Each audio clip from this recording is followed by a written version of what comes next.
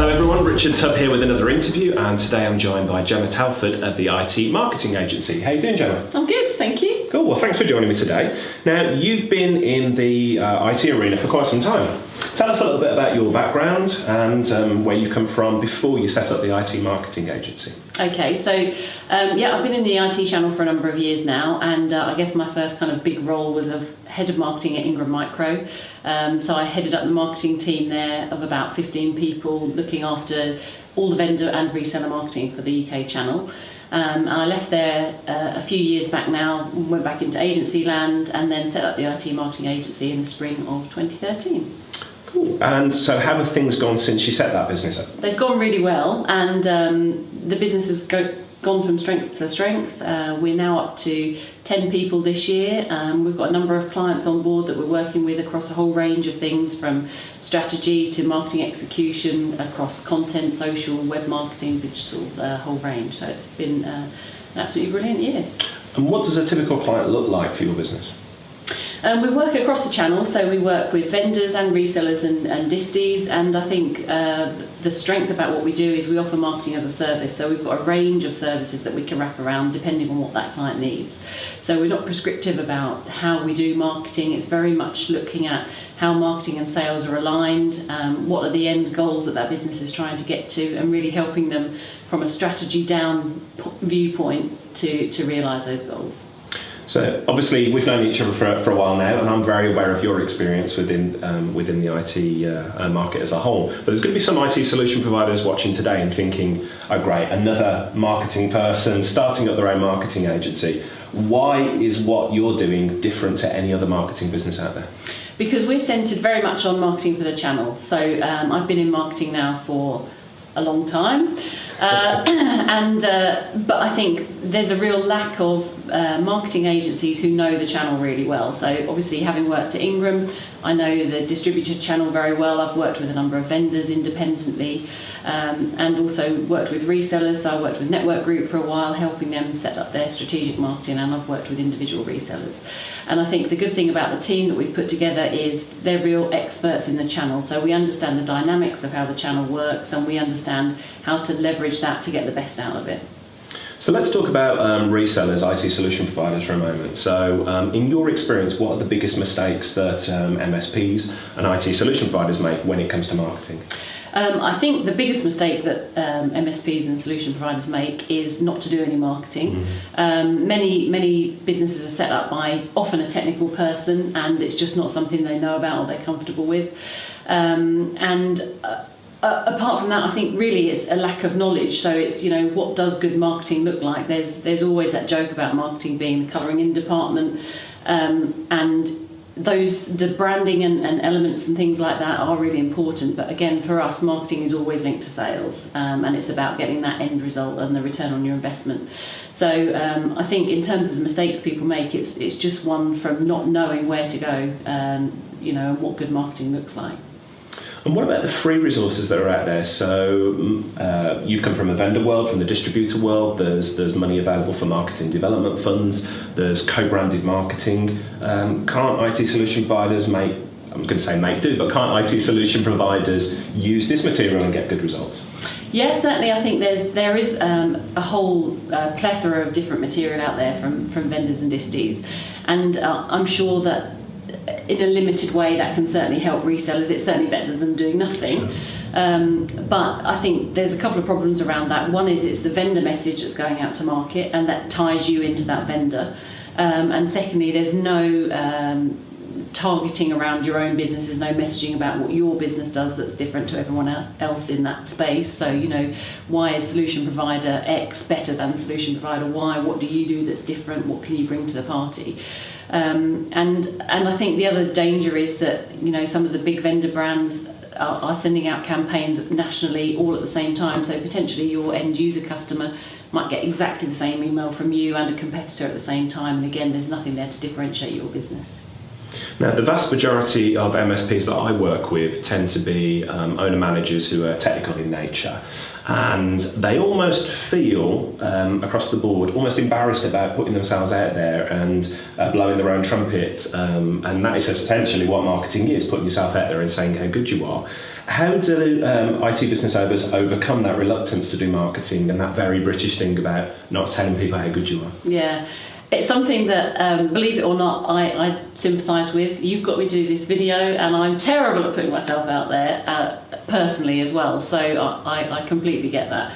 And I think working with a good marketing agency, what they'll help you to do is to draw that story out of you. So it doesn't mean sitting down in a room and you say, okay, well, what we do that's great is this, this, and this. Actually, but through a conversation, you can help people to identify what are the strengths in their business, what have they done really well. And often when you get them talking about clients that they've worked with or projects that they've worked on, it becomes clear that there are key things that they're doing right. And sometimes it's just as simple as saying, well, that was great, wasn't it? And they go, oh yeah. Mm. In your experience for managed service providers, what's the biggest challenge for them with working with a marketing agency? A marketing agency they might meet down their local BNI or breakfast networking group. What's the biggest challenges they might come across working with a marketing agency like that? I think the thing is they're unlikely to find a marketing agency who specialises in their arena. And so while the principles of marketing are the same regardless of which vertical you're in or which space, I think that someone that you meet at BNI will probably be doing marketing and branding for a number of businesses, so they won't have the in-depth knowledge, they won't have the technical understanding of what a solution provider is trying to get across, and they won't necessarily understand from an end user point of view what are the things that those end users are looking for. So again, it's not just getting out the messaging about you and your business, it's understanding what the audience is looking for from you and helping to provide that content back to them. What about when it comes to budget? So a lot of IT solution providers will be thinking, well, we need new clients through the door, we want new clients through the door, but it seems like an awful lot of money. If we go to a marketing agency, they're going to charge us the earth for these big productions and these big campaigns and everything. Realistically, from your experience in the industry, is that the case, or working with marketing teams, do you get a good return on investment? I think it's easy to spend a lot of money on marketing, and a lot of that can be around doing things that look really good, or thinking you have to have a professionally printed brochure and you need 5,000 of them. And actually it's straightforward these days, particularly with social media and things like that, to develop a core of content that works for you really well and works hard for you, and it doesn't need to be that expensive. So the other thing to consider about investment in marketing is that it does a number of things for you. So it can help you up and cross-sell to your existing customers as well. You also need to consider what's the lifetime value of new clients. So you might be investing £5,000 in marketing, but if it brings in 5 new clients, they're spending £5,000 a year with you, and they're likely to be a customer for 5 years. Actually, when you look at the return on that investment, it's much greater than your initial investment. I think one other thing to consider is that marketing isn't a quick fix. Yeah. So you don't send out an email 1 month and you have 5 new customers. It's a drip feed. And actually some recent research has shown that if a customer has never heard of you, getting from never having heard of you to a buying process can actually take up to 7 or 8 touches. And so you need to be out there consistently with your messaging. Which leads us to one of the biggest challenges that IT companies have, in that they don't have a consistent pipeline. Mm-hmm. They typically think about marketing when times are getting tough, and by then it's often too late. Yes, would that be true? Absolutely. Yeah. Again, so I think it's one of those things where something that we talked about earlier is some businesses wait until everything's perfect before they get going on a marketing push, but actually you can do things that have an impact immediately, and everything doesn't need to be perfect, but you do need to keep going out there, the same as you do with your sales effort. You don't suddenly pick up the phone when you realise there's no orders in that month. You need to be building those conversations and relationships over time.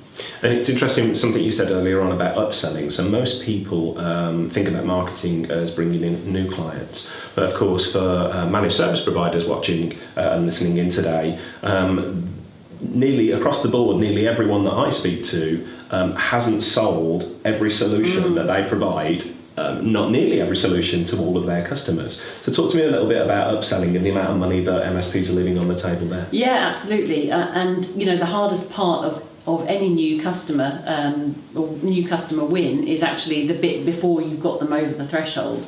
So, if you're looking at your existing customer base and looking at what else you can sell to them, those people already know you, they already trust you, they've already made the decision to buy from you. So actually, like you say, Richard, it's leaving money on the table if you're not selling those solutions. But also, you want the best for your customers. So, perhaps there's things that they're not aware of that they could be buying from you or that they should be doing for their business. So different services, managed antivirus, backup, all of these kind of things. They'll often go for one thing that, that's your in, but if you're not telling them about the other things that you do, you're doing them a disservice, but you're also doing a disservice for your own business. Indeed, and a lot of the services that MSPs sell, as well as increasing recurring revenue, it actually decreases their cost of support, lowers their cost of support. Yeah. So, MSPs, make sure you're doing upselling to your existing clients, market to your existing clients as well. So, moving forward with your business now, you've got a new initiative that I'm involved with. Yeah. Would you like to tell everyone listening and watching a little bit more about that? Sure. So we're launching the Msp Marketing Academy, and it's basically a managed solution for managed service providers. So it's marketing as a service, and there are a number of different options according to what people are looking for. But essentially, what it delivers is a monthly marketing campaign which is vendor agnostic, and all the collateral around that. So with each campaign, there'll be an email, a landing page, a blog, some kind of thought leadership or download document, and some suggested social media output. And it's written by experts in the channel, UK based, so people with lots of experience who understand those kind of issues.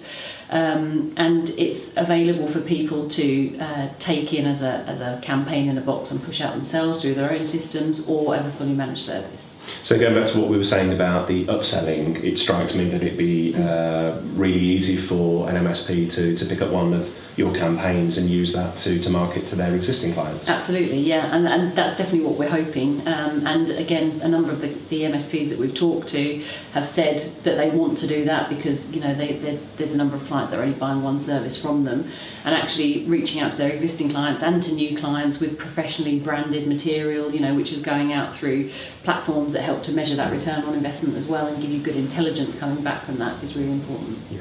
So for those businesses who are interested in the Msp Marketing Academy, but again are concerned that maybe they've done marketing before and marketing doesn't work for us, they've had a bad experience perhaps, or they're thinking, probably haven't got the budget for that. What are the options available to them? What could they do instead of engaging with the Msp Marketing Academy? There are no options. No, I'm joking. So there are a number of options. Again, I guess, if they're wanting to do some kind of marketing, then they've got the option of doing some vendor marketing if there's vendors that they're particularly engaged with. One of the other things that we'll be offering as part of the Marketing Academy is a quarterly meeting, which we're calling The Gathering, which will be looking at marketing for part of the day, and then with yourself in the afternoon looking at some of the aspects of running a managed service business which are more general. And we'll be having a selection of different speakers come to those events. There'll be workshop elements of those events, so people will be able to come along, find out, what is a value proposition, how do I go and create that for my own business, and then take that away at the end of the day. So there'll be real value from those meetings.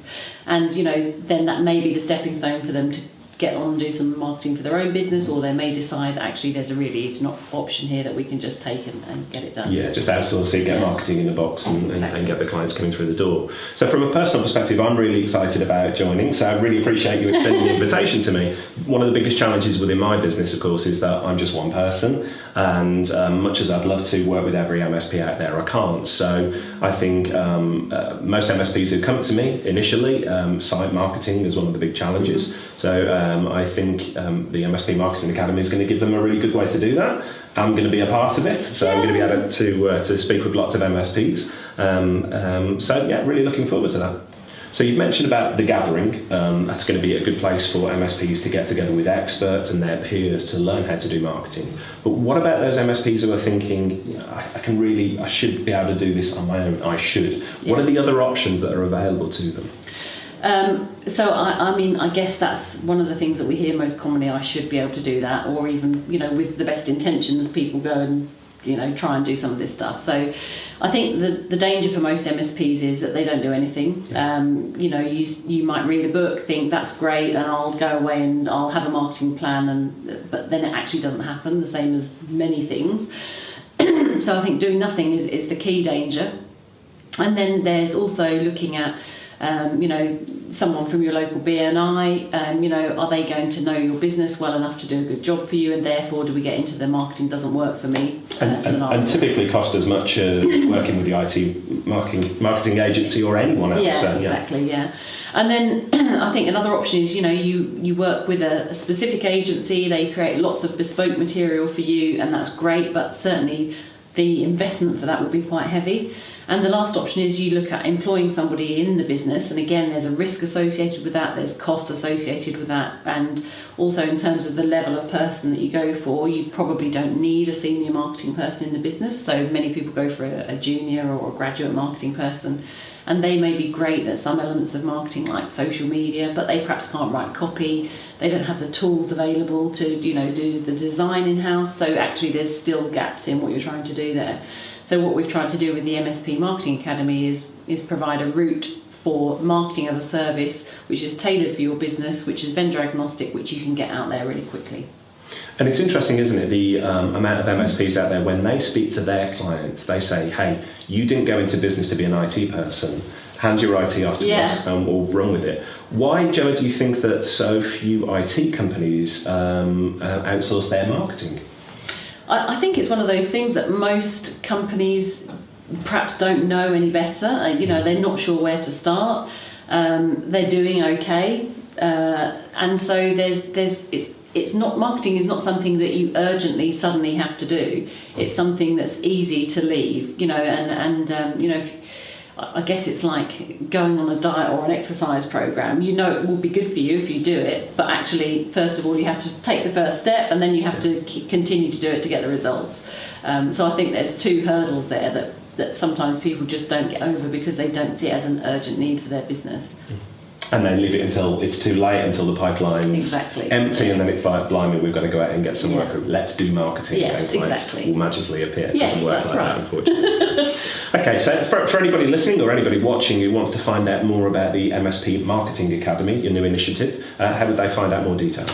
So we have a website, which is www.mspmarketingacademy.co.uk, or they can contact me on LinkedIn, or they can contact you if they know you. Indeed. And then we have a team of people who will be happy to help. Wonderful. Well, Gemma, thanks for your time today, and I'm looking forward to working with you on the Msp Marketing Academy. Great, thank Cheers. you.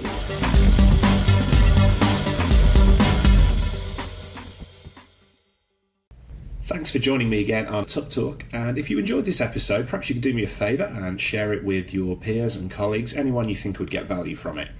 And don't forget, you can find me at www.tubblog.co.uk, on Twitter at Tubblog, and on Google+. If you've got any feedback on the podcasts or anyone you particularly like to hear from in the MSP community, just let me know.